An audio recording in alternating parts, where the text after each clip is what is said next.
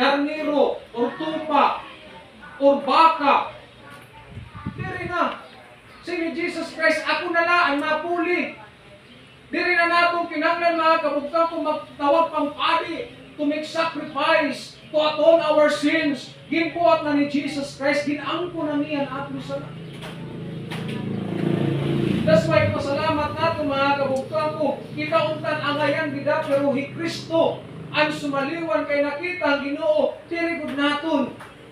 Mga ato sini kaya mo lagi ako makasasala ni kita. Kaya surat na ko, it is written there is no righteous. Naisurat na ko, for all have sinned and come short from the glory. He chose to be a sacrifice for us in the book of Hebrews chapter 2 verse 9. Iyaging pili ngayat magsakripisyo para aton. In the book of Hebrews chapter 2 verse 9, ano na? Verse 9, nasa nini, but we see Jesus, who was made a little what? Lower than the angels, for the suffering of, crowned with glory and honor, that he by the grace of God should taste, therefore what? For everyone. Natawi Kristo. Naging upo siya mga kabugtang, gintili niya usa nga klase na lahi ang tao. Para ano? Paangkunan niya ang kamatayon. Mag-agi ang kamatayon ng ito niya. Pag-angkon mga kabugtang, kung adto paladaan, hanggang siya, Lord, kung mahimo ayaw nagadinig. Let this cup pass away from me. But not my will, but thine be done. Kaya maaram niya mga kabugtuan ko, nga aniya agian dito ni basta-basta nga kasakit. Hindi mang kami posisyon pa niya syudad. Sikat to ha, gawas ng syudad para po nagraraysa. Impakita yung mga tao, katulog, nakato kami na sawang po. Kasang kulog ngayon, Biyernes, so posisyon mo na naman, alas 3. Posisyon. Narimay na po sa inyo sa mga, kay Jesus Christ na po, Mountain Christ, posisyon natin. Di ba ipakita yung mga tao, sa syudad, nagawas nila, singkuhan mo na diyan, naging posisyon ni Jesus Christ. Naging Christ ang naman niya. Diya ang nagsaliwan. Para ano? Magsakit para atin. Not only that, but also in the book of Hebrews chapter 9 verse 28. Hebrews chapter 9 verse 28. Kita nagot Hebrews 9:28. Ano lang kabutan nila? Nasa dili, so Christ was once offered to bear the sins of many. So kausalahi Kristo mahalan. Dili na natong kinanglan itinuig ang paghalag. So Christ was once offered to bear the sins of many, and unto them that look for him shall be what? Shall he appear the second time without sin unto salvation. Kausalahi Kristo na raysa na krus. Kausalahi Kristo na matay sa krus. Kausalahi Kristo mailubong ng kausalahi ako ni Kristo mabanhaw para atin. Di na natong kinanglan balik-balikon. Di na natong kinanglan sugdon pa ang ginbuhat ni Kristo. Kasi paman, ginperpekto na ni Kristo ang diri kaya mabuhat ang mga halad. He suffered once for us to bear the sins of many. Di natong yapon din na makita in 1 Peter chapter 3 verse 18. 1 Peter chapter 3 verse 18 again.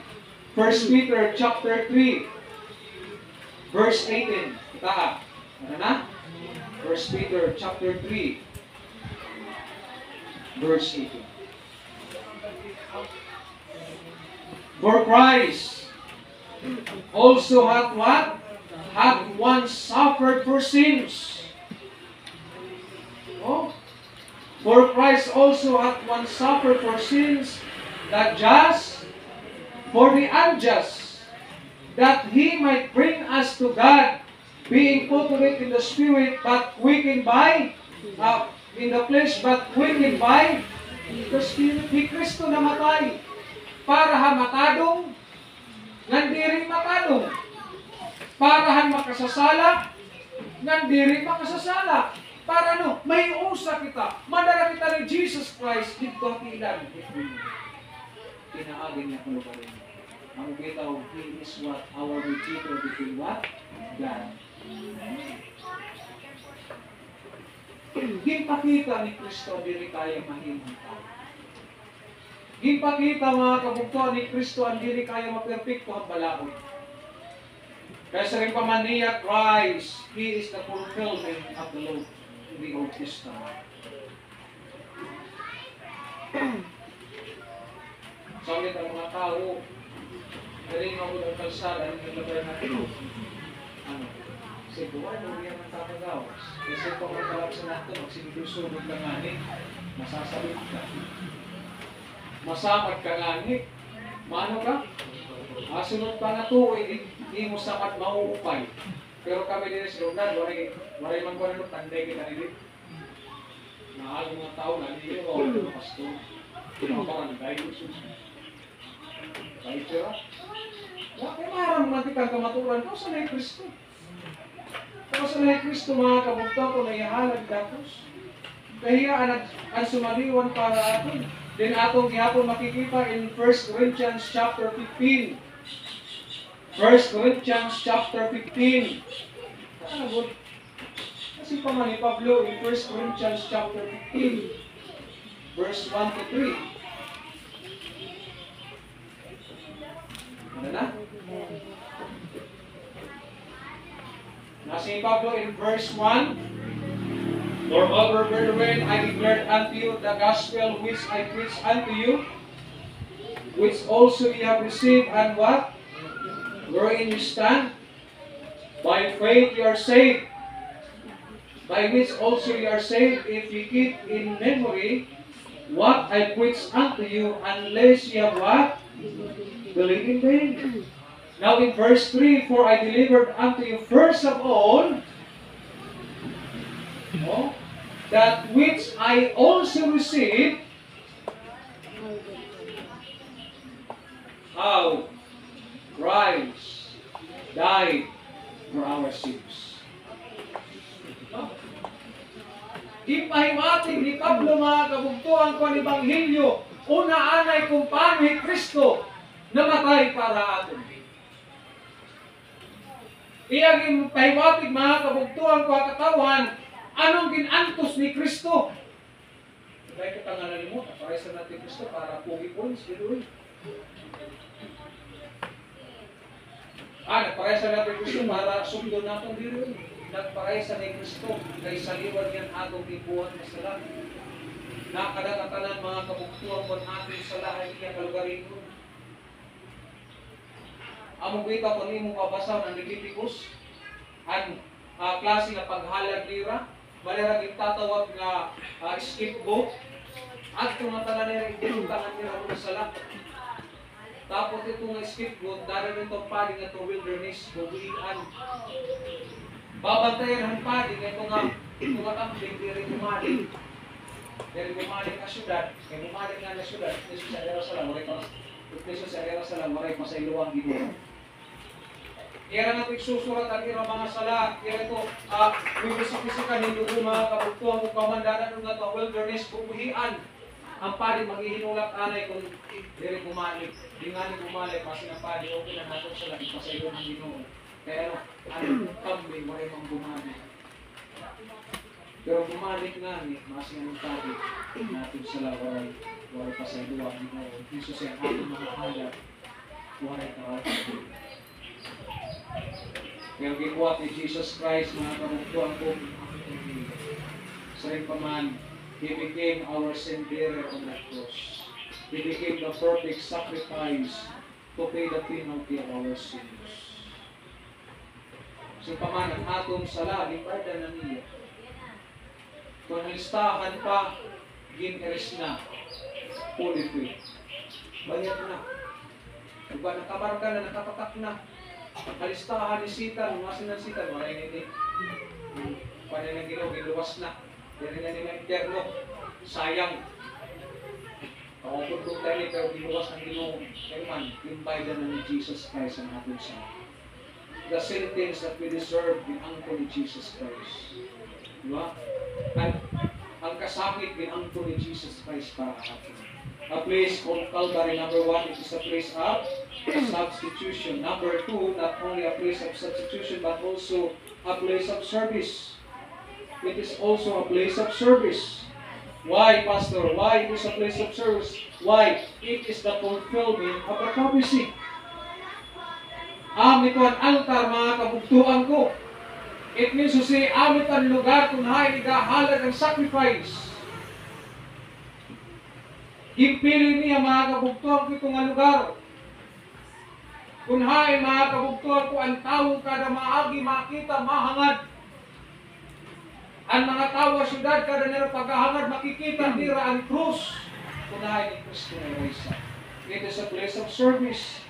It is the fulfillment of prophecy. From Genesis to the book of Malachi, more than 300 biblical prophecies concerning the Lord Jesus Christ being fulfilled. Pinagay pamatay ni Jesus Christ. Kaya mangkat, kasi nga niya bado. Nasa the book of Psalms, ang niya bado. Yung gisi-gisi nila. Tapos nilaging latag para kuiguhan. Kung hino ko nun magdaog, amot makakadalang bado. The crown of thorns. Kung siya, gapong bisa na niya lubganan. Ano niya lubganan? Ano yung kanya lubganan? Wala ko may nakalubong dito. Kaya lang unang nakalubong dito itong lubganan. Kaya pahurong yung lubganan, kinusa na rin kung believers ni Christ. Diba? Ikuha nila ang lawas ni Jesus Christ, ni Joseph of Arimathea. Tapos si Nicodemus, nakatugihapon, nagkarayrahin pagbukas ang lawas ni Kristo, pagkuhan lubog, para nilang ilubog. Sa ilayan ni Joseph of Arimathea, may napulog na ng paruti ni atin. Ipapagamit ko lang kay Jesus Christ. It is also the fulfillment of prophecy. The virgin birth of the Lord Jesus Christ in the book of Isaiah is also being fulfilled in the book of Matthew, chapter 1. Diba niya virgin birth?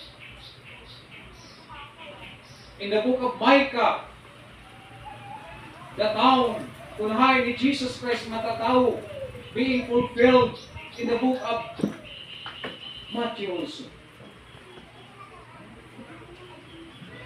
Hindi man kami Jesus Christ, na-fulfill niya ang prophecy.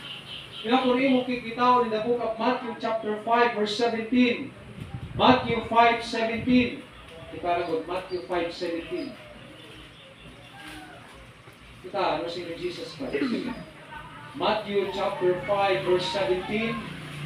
Nasa dito in verse 17. Think not that I come to destroy the law or the prophets. I am not to come to destroy but to fulfill. Kaya nagunahon na mga kabugtuan ko ang mga tao naging lalabag ni Jesus Christ ang balaod naging hatag ang Ginoo ang mga Hudyo.